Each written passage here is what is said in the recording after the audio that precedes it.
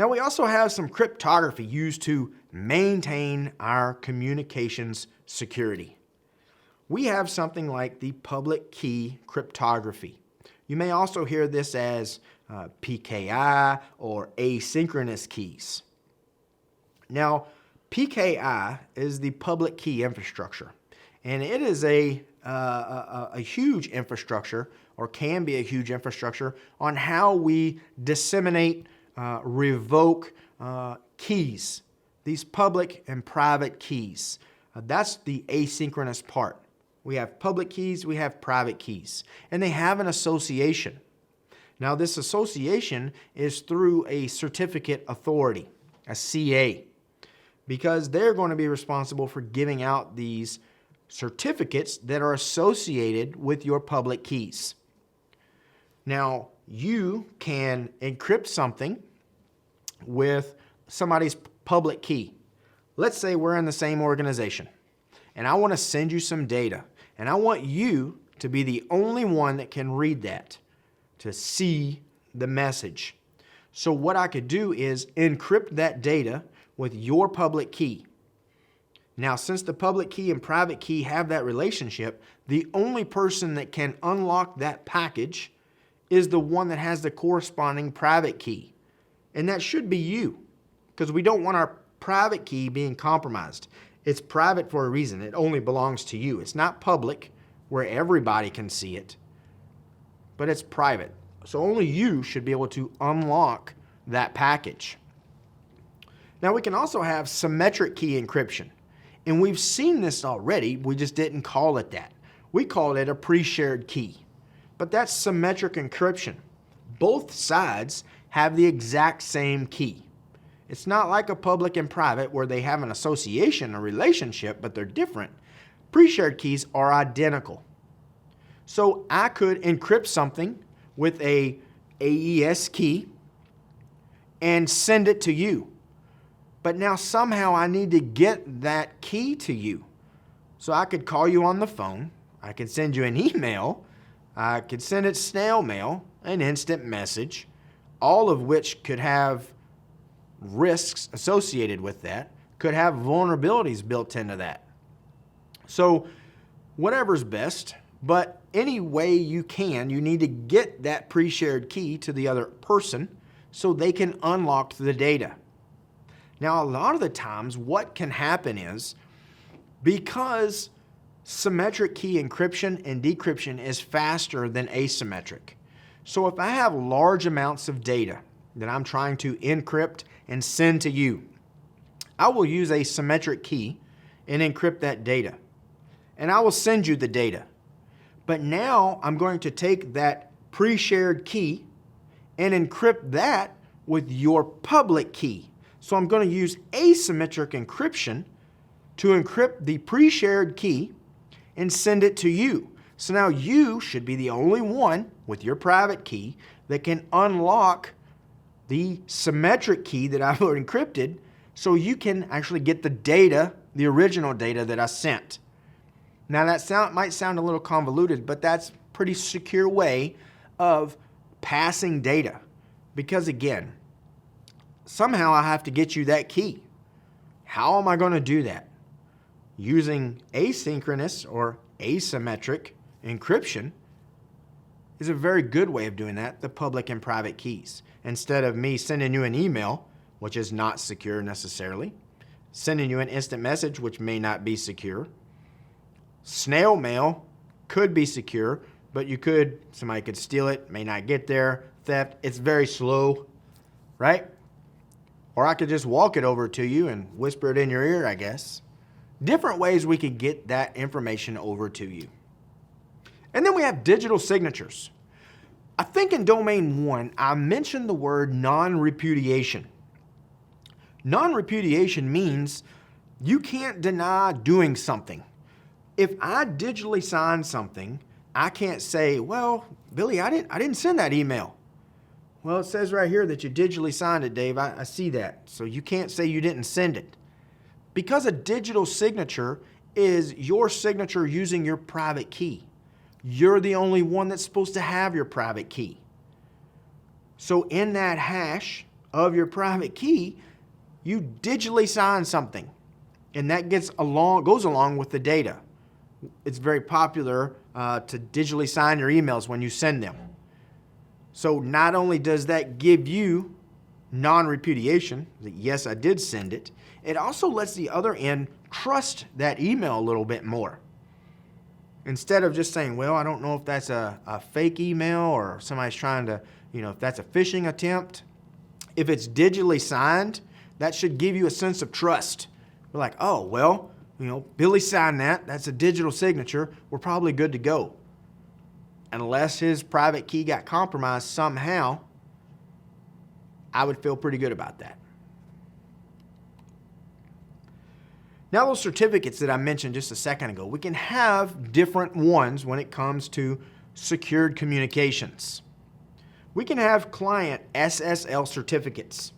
On the flip side of this, I should mention, I don't think I put this on the slides, but anywhere we have SSL, we can have TLS, which is an updated version of SSL if you want to look at it that way. So an SSL client certificate, that's used to identify clients to the servers through the SSL, the secure socket layer. Now we can have server SSL, which is just the flip of that. It's identifying servers to clients. So now the clients can trust the servers.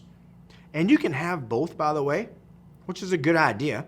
Why does a server just have to trust the client? If I'm talking to you, I want to be able to trust you as well. So that server could have an SSL certificate, which lets me feel a little bit more at ease, right? When you go to your bank website, they have server SSL certificates. You'll see HTTPS, I hope. If not, you might not want to do any online banking there. But they could be protecting themselves with these secure socket layer certificates. We have SMIME certificates. This is used for signing and encrypting our emails. Very good idea to use. Encrypt those emails before you send them on, especially if you're sending any proprietary or confidential or sensitive information, stuff that you don't really want to get out there. We have object signing certificates. These are used to identify signers of program code. So you're a developer, you create some application, you can use these object signing certificates. Scripts, you can sign scripts with these. And in any other signed files, this identifies the signers. So you know that program is legit because they have that certificate associated with that object. And then you can have certificate authority certificates. CA certificates is mainly how you'll see it. But this is used to identify the certificate authorities, the CAs. How do you know where that certificate came from? This is where we look. You say, well, okay, this came from this certificate authority, and you start looking at the names and the credentials. And if it's in a reputable company, you might feel okay about that. If it's some company you never heard of before, or it's a self-signed certificate and they're doing online banking, online shopping, you might want to take a step back. Because of course I can self-sign a certificate.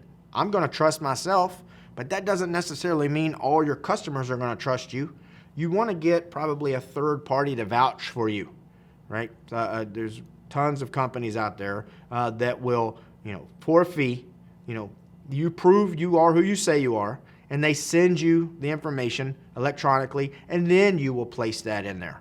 Then you will have a CA certificate, so when somebody says, hey, where did you get your certificate? You click on it, and it's going to show the CA, so now they can see, oh, okay, well, you got it from that company. That's pretty good. That's all right. And they're going to feel better about you. We also have something called single sign-on, SSO. This is meant to help end users, and they love this. I like it. I think it's nice. But a user's identity is actually shared across multiple applications within your infrastructure. So let's say you log on to application A, and you put in your credentials, but now you need to bounce from application or web services to web services. So if you logged out, or let's just say you kept your browser open, and you went to another application, total different application. It may prompt you to log in again, but it's the same username and password. It's the same infrastructure. Everything's the same. Why do I have to do that? Because they have different authentication mechanisms in them. So they came up with SSO. You log in once, and those credentials pass from application to application, making your life as an end user a little smoother. So authenticate one time, and that authentication is going to follow you throughout that session, from app to app or application to application.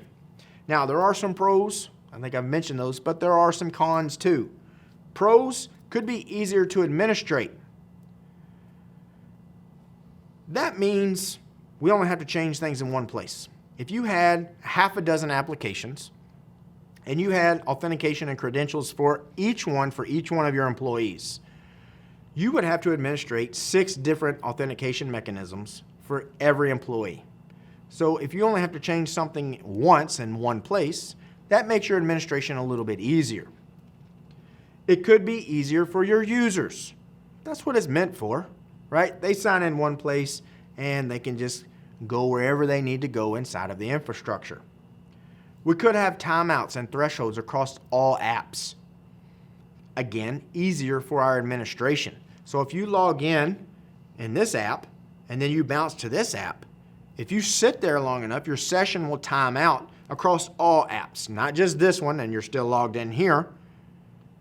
You'll time you out throughout the whole infrastructure, and now you'll have to log on again.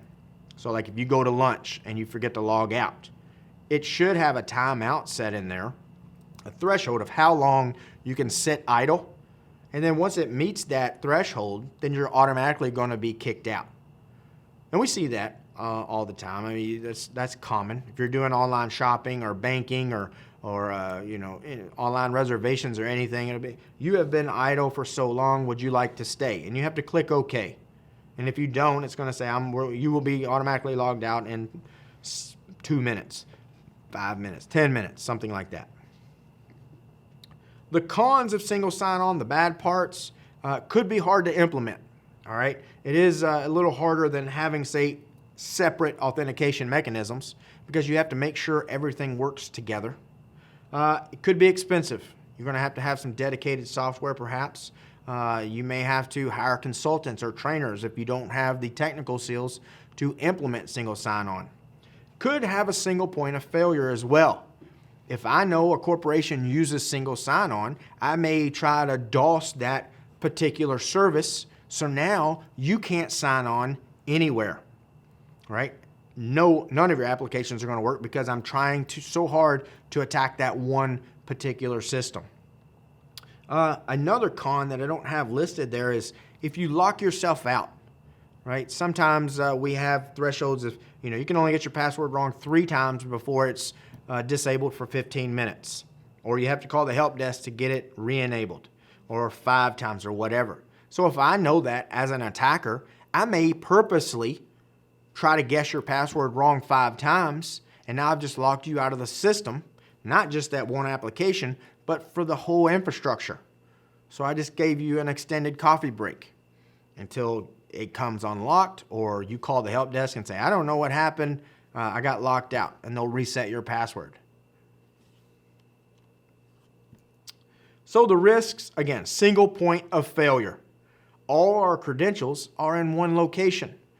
Not the best idea, but on the flip side, it is the best idea because that's the easier to administrate part of it, right? I have one location where I need to change information. So again, this is the risk analysis we talked about. Is single sign-on worth the risk for easier administration? And then we also have a single point of access. Talked about that just a second ago, where I could DDoS that server and maybe cause some authentication issues. Now, coming up, we're going to continue on with Domain 4 and start talking about secure network components.